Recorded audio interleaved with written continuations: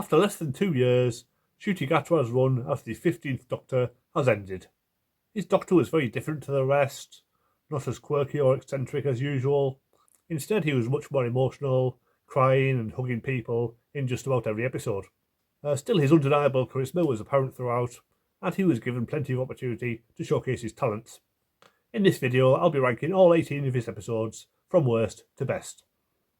At 18, Space Babies, the first show to air on Disney Plus, and the worst possible start to a new era. Talking babies and bogey monsters would have got rid of any potential new viewers who might have been curious. So the show never got a chance to build a new audience, and existing fans weren't too happy about it either. At 17, Empire of Death, the first season finale and a big disappointment, bringing back the classic villain Sutek as a big CGI dog who kills everybody in the universe, then is easily taken out by the Doctor at the end, and the mystery of Ruby Sunday is wrapped up by saying there is no mystery. She's just an ordinary girl who can somehow make it snow whenever she thinks of her mother. Very unsatisfying all round. At 16, The Legend of Ruby Sunday. This was the build-up to the previous episode, giving us the reveal that Susan Twist was not the Doctor's granddaughter after all, but just the herald of Sutek, which was nowhere near as interesting, but at least it gave you hope that the finale would be better than it was. At 15, The Church on Ruby Road. Ncuti's first full episode. He was perfectly decent in it, but even for a Christmas episode it was rather lightweight, with singing goblins as the bad guys. Fine for the kids, but not really for anybody else. It does introduce Millie Gibson as Ruby and her whole family situation, and that part is perfectly fine at least. At 14, The Reality War, the second season finale. It's slightly better than the first, with a strong first half full of confrontation and big action scenes, but it's let down by a muddled second half that was clearly changed in rewrites, and it all ended in a bizarre regeneration that may never be explained or followed up on, depending on whether the show has been cancelled or just rested. At 13, Joy to the World, another Christmas episode. It's written by Stephen Moffat, so there is a basic level of competence, but the interlude with Anita is the only memorable part, and the main plot with Joy is nowhere near as good, and the ending where she sacrifices herself is a bit of a downer, especially for that time of year. At 12, The Interstellar Song Contest.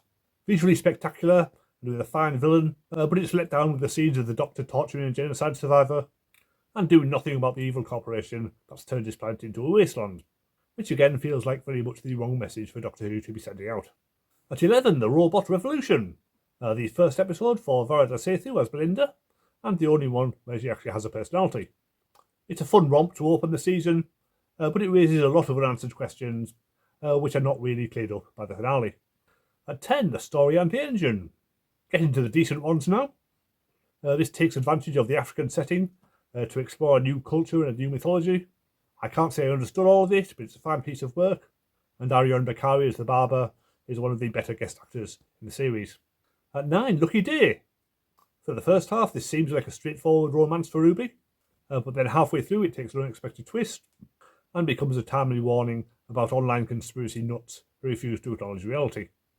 Although the fact that UNIT really is a secret government organisation doing all kinds of dodgy things means the morality of it all is rather unclear. At 8, Rogue. Doctor Who does Bridgerton, with a fine period setting and a scary race of bird aliens, plus a rather sweet romance for the Doctor. Ncuti's chemistry with Jonathan Groff's character is clear to see, and you can't help wondering how it might have developed if this Doctor had carried on for multiple seasons. Rogue could have ended up being this generation's version of River Song. At 7, Wish World. Plunges the audience into a chilling alternate reality with its own rules and distinctive visual style, with everyone playing slightly different versions of their familiar characters. It works really well and gives Archie Panjabi a chance to shine as the Rani. It's just a shame that the second part is nowhere near as good. At 6, The Devil's Chord. A fun romp through 1960s Liverpool, with plenty of surreal moments and a memorable performance by Jinx Monsoon as the Maestro. The song at the end is controversial, but I really enjoyed it. It's a fun moment of craziness to round off the episode on a high. At 5, Dot and Bubble. An alien world where everyone's obsessed with looking perfect on social media. Again, the look and feel of it all is very distinctive, and the twist at the end of them all being massive racists is a huge shock, but totally fits with everything that's gone before. Ncuti only has a small role in the episode, but his performance in the final scene is definitely one of the highlights of his run. At 4, Lux. A beautiful episode with wonderful 1950s sets and costumes. The animation looks great, and Alan Cumming gives a spot-on voice performance. Plus there's a weird meta scene where the Doctor meets his own fans. Again, very divisive, but it's definitely one of the more thought-provoking parts of the season. At 3, 73 Yards. Another Ruby-centric episode, as she's dragged into a world with no Doctor and a scary woman turning everybody against her. It's a really effective standalone horror story, and Millie Gibson proves that she can carry an episode all her own. So maybe she'll get to come back and play the Doctor 20 years from now. At 2, Boom! The high point of last year's run. Stephen Moffat gives a really tense script, with the Doctor stuck in a landmine throughout, and has to use all his ingenuity to think his way out of the situation. This was probably the moment where Ncuti Gatwa really started to feel like the Doctor for me. Plus we got Varda Sethu in a memorable guest role before she came back as Belinda. Funny how Ruby never mentioned the two characters look alike. And at number 1, The Well. There's not much between the top two, but this was certainly the strongest episode of this year.